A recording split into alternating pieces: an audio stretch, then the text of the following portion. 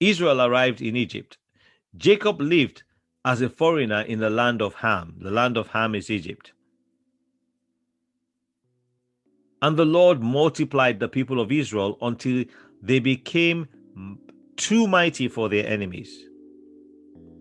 Then he turned the Egyptians against the Israelites, and they plotted against the Lord's servants.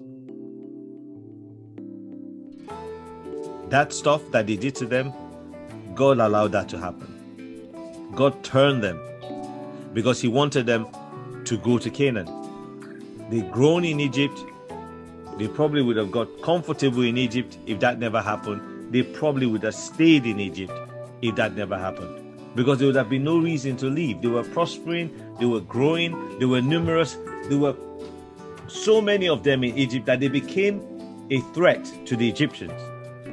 And usually people look at that like, oh, these foreigners have come into our country and now they're growing, they're more powerful than us, so we need to curb them so that they don't control the whole system, and then we end up, becoming the minority, even though they were more than them.